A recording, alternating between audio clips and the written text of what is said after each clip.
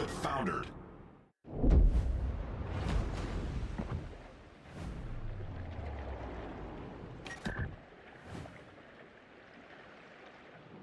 Hey team, it's Ripper here. Hope you guys are doing great today. Awesome video with the Vampire hard carry it is, and it's going to be a blast. Hope you enjoy it. Before we begin, like, subscribe, bell button below. We're on our way to 600 subscribers, and I can't thank you guys enough for all the support, comments, criticism, constructive criticism, anything you can do to make us better.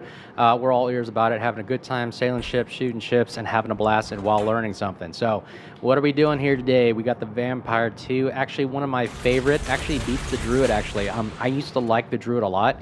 Until I came across the Vampire, which I used it as a second place runner-up in the Research Bureau. It was really, really fun. Sherman spotted there. That's my favorite DD right there, by the way. The Sherman and Smallin are kind of like neck and neck tied for first. Anyways, I digress. Back to the Vampire. What do I like about this so much? It is a cap contester. If you watched a lot of Flambass, Flamu videos and all that whatnot, the Vampire really is one of those kind of ninja-like style gunboats that goes in and really makes a mess of the cap. It really is awesome, by the way.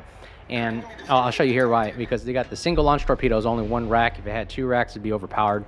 But the gun reloads, it's like a daring, if you want to think of it that way, but the guns reload at a faster rate. And with the new, and I'll do another video about this, the new update actually addressed the issue of the tick issue of the rapid-firing gunboats firing at a certain amount of seconds per DPM, what it is, based on the tick server rate, if you will. And I think they addressed it because later on I played the Sherman and Smallin, and the rate of fire actually increases pretty significantly. We single launch torpedoes right there, right at the Des Moines, and boom, 3 torpedoes with a flood.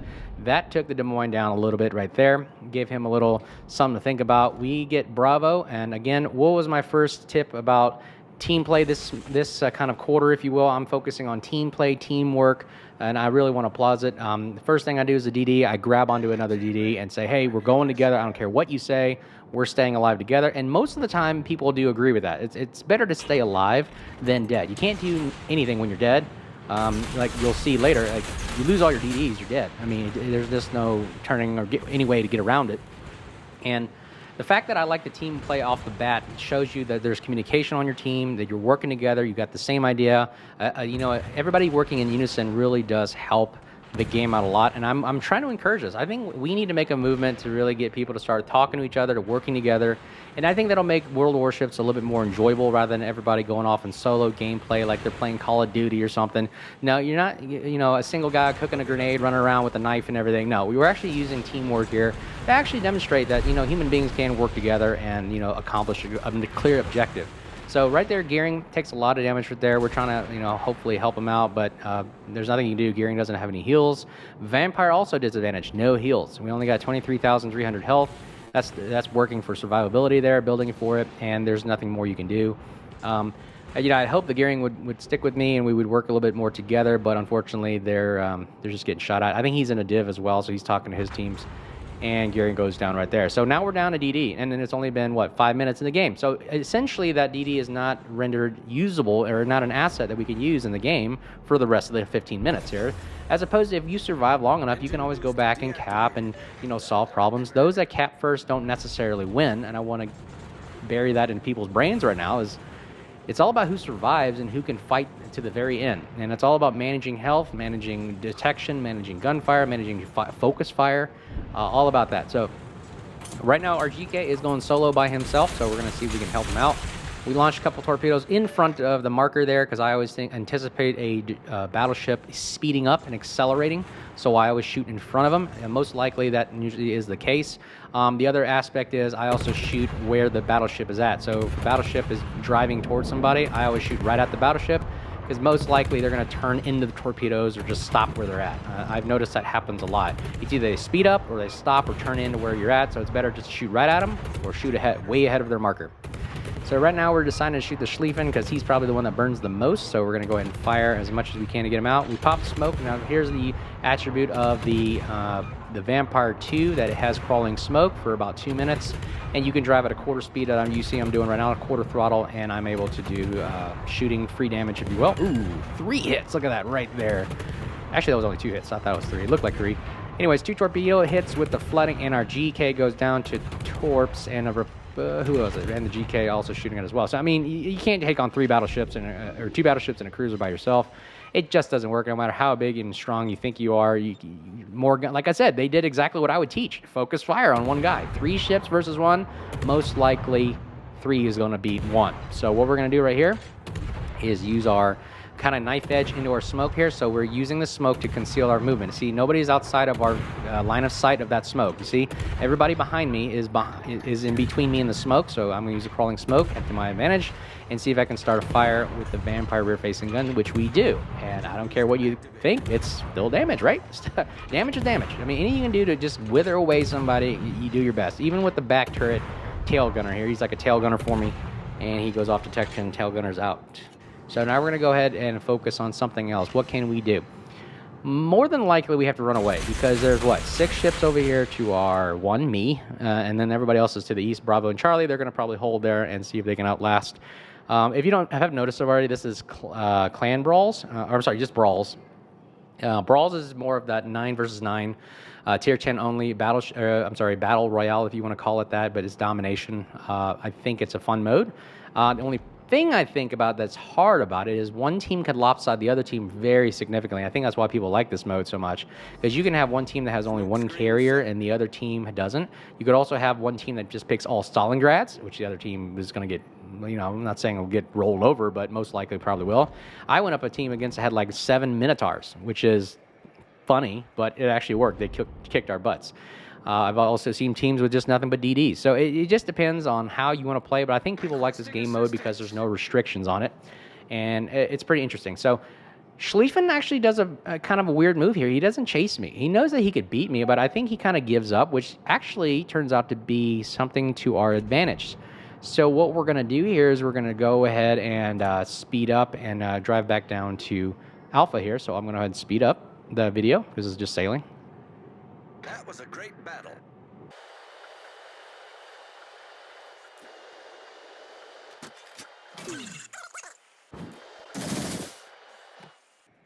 All right, and then now we've launched the torpedoes, and we're just going to open fire and see if we can farm the Schlieffen, because the Schlieffen is, unfortunately, he's still within secondary range, which is a bad thing. So the Schlieffen actually has one of the best secondaries in the game. Look at the amount of firepower he's firing at us, and it doesn't do us very good. I mean, we cannot absorb this much damage, especially with the new secondary rework, which I do like.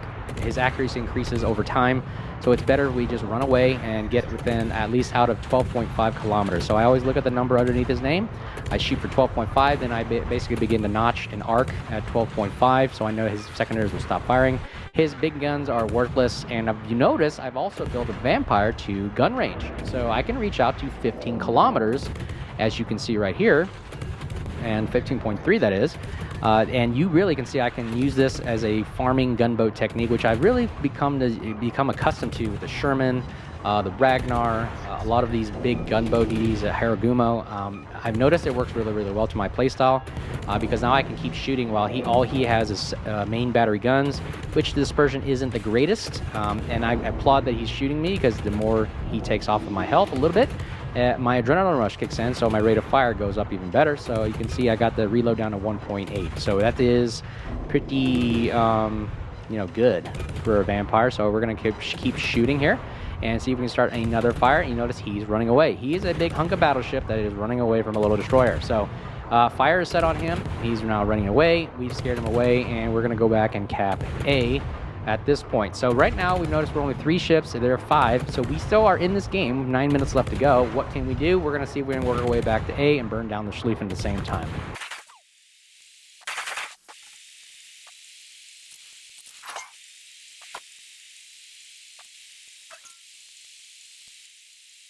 All right, we're back here. So now we've got the Schlieffen back at Alpha Cap. He came back around the corner, which I was not expecting. I thought he would drive towards Bravo, but he came back to defend, which is smart on his part.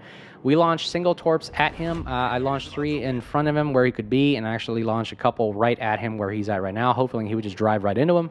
And he's at 30,000 HP, which is still not enough for us to burn down. It's still a lot. He's got a quick damage con, so we know that. He also has torpedoes, which we got to keep an eye out for. They're slow, but they're still deadly.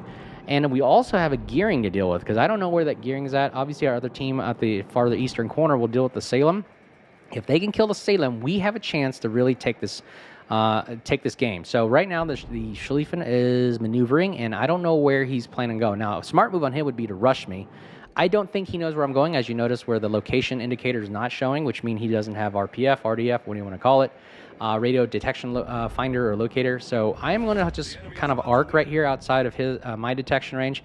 Another great thing about the Vampire, while I call it the Ninja, is it's got the 5.8 concealment, which means it takes 5.8 kilometers for somebody to detect me, which is probably one of the lowest in the game. I mean, even the gearing, I believe, only gets down to maybe 5.8, 5.9. So we're kind of neck and neck with the gearing. So whoever, there's the mistake of the gearing right there. I think he popped smoke trying to figure out what sector I'm in, because as long as the Schlieffen's spotting me, he knows that, okay, he must not be to the north, because otherwise he would have been undetected at that point. But since he's still detected, I bet you, because I'm spotting him, he thinks now we are in the southern sector. So the gearing is going to go, okay, we know he's not to the north, probably go to the south. So we're trying to anticipating where is the gearing going. So part of this game that really is really awesome is the fact that you have to put yourself in the other person's shoes and go, okay, where is this person going to be and where is he going to end up? What's he thinking? If I was a gearing now, I probably wouldn't want to hunt because I don't have as much health. There are those Schlieffen torpedoes, which we got to avoid. I've got to sit here and think about, you know, as a gearing, like, where is this Vampire heading? And obviously he knows we have to cap A, so the gearing's going, okay, they got to cap A. Where do you think he's going to end up? So I think the gearing is going to obviously run away because we know he can't outgun us. There he is right there. Our theory was correct that the gearing would run away and hide behind islands and kind of just guard A, if you will, and kind of just contest it, because as long as he sits in A, it doesn't tick up. But the problem is they're still behind on points. They're down about 20 now. This game literally comes down to seconds and points, ladies and gentlemen. This is a neck and neck game. I could elect to open fire on the Schlieffen, giving away my position, but what good would that do? The battleship is actually running away from us. He's out of the cap, so that means we can go ahead and cap A. So that's what I like to do. I know I can outgun the gearing. If we spot each other, I'm just going to outgun him. I have more HP than he does, per what we just saw a minute ago. And now we're going to go ahead and contest the cap. So right now, there he is. Oh, he spots us. So now he knows where we're at. We're going to go ahead and go full gunboat on his butt and see if we can get as much AP down. There's some torps right there. Got to watch out for that. Notice the gun rate of fire on me compared to the gearing. We're taking down a lot of damage from Renell. Secondary shoot up, we pop smoke, so I know that as soon as I slow down, we go undetected, because it's not good to take all this damage. Okay, see if we can get some free shots right here. Look at that damage. We lost about half of our HP right there, and we got torpedoes coming in. I've got to make sure that even though I'm on fire, which is not good, I damage con as soon as I could, because I thought I would avoid some of the shooting there. We're going to go ahead and take free damage here as best we can. Ooh, he goes undetected, and now we know that the gearing is out of our detection because he's running away, and we're going to go ahead. Ooh, he's firing at us. Free damage right there, and he just reset us. That's bad. He's still shooting us. That's why you got to juke the throttle, and we're still capping, so we know he's outside of the detection radius. My smoke is still covering me because it's crawling smoke, which is a good thing. I noticed the Schlieffen either beached or did something weird there. He just stopped. So I'm going to go ahead and take the torpedoes and launch a set at him. If we get a lucky shot, great, we win. We are down 6 points or 8 points right now. We're basically holding 2 caps since I'm contesting one of them. So we're both equal here. And see if we can take out the battleship. Come on, baby, cap this point. Capping this would be awesome. And yes, but we are still down 4 points, ladies and gentlemen. And, oh man, if we can just shoot at this Schlieffen and get him out of the game. Nope, we can't. All right, Schlieffen's off detection. Our team just has to stay alive right here. We only got the CV and me left. Where's his gearing? That's the question. Now, if the Schlieffen was smart, he turned back and used Hydro to detect me inside the smoke, but he's not. His Hydro, I believe, is 6 kilometers. Don't know. Like, subscribe, bell button below, guys. If you like the sport, smash that like button if you like what we're doing. But anyway, we're looking for this gearing. He is capping. He is inside the cap. All right, here we go. So we got to basically wait for it, and there he is. Okay, let's go ahead and get full guns. He's going right at us. Bad part on him. We out DPM him, and boom! RIP, our only kill of the game, and that wins the game, ladies and gentlemen. My heart is rushing. Is yours as well. Anyway, secure the game right there. Victory for us, 105,000 damage. Wow, what a game. Number 2 in the team with the Z52 helping us out as well. He's the one that saved us as well, in addition to our performance at the very end there. Hope you guys liked that video. The Vampire, awesome DD contester. And until next time, we'll see you guys soon. Cheers.